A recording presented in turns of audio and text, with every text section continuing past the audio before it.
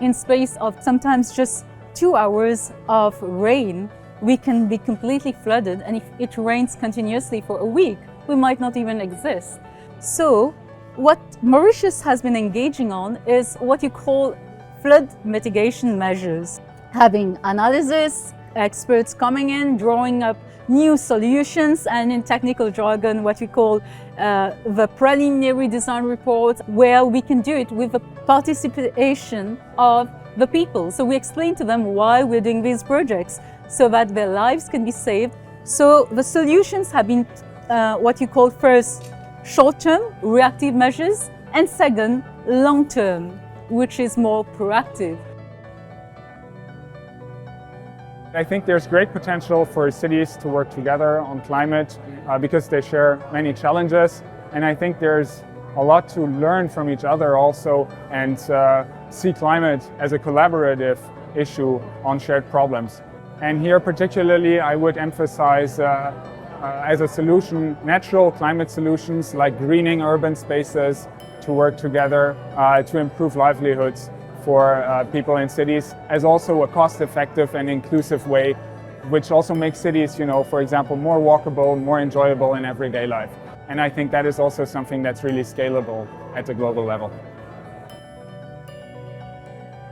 So you need resilient infrastructure that keeps in mind these issues, and this infrastructure needs to be connected to the public and to actual citizens in a way that the citizens can influence decision making that's done at a government level.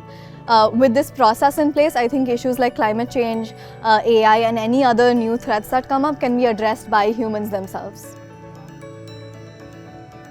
I think we'll have to go back to our basic ways of how things used to be, because I feel people back in the day gave importance to very small things which impact our life in the biggest way. For example, water.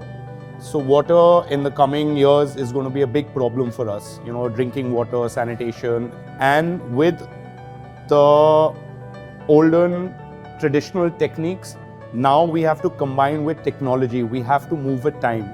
So technology has definitely made things easier for us.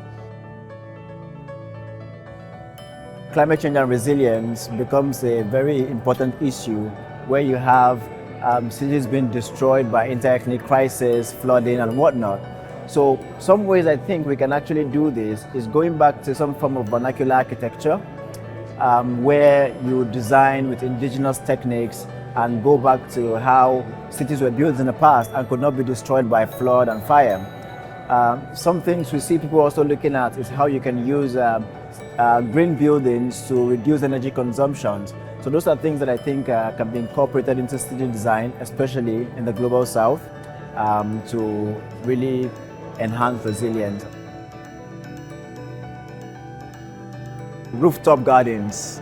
And I think this is a brilliant example of reducing urban heat and island effects, using gardens to cool buildings. And these are not very expensive solutions. These are solutions that can be adopted rapidly and inexpensive. It's beautiful, it's fancy, it's warm, it's cool.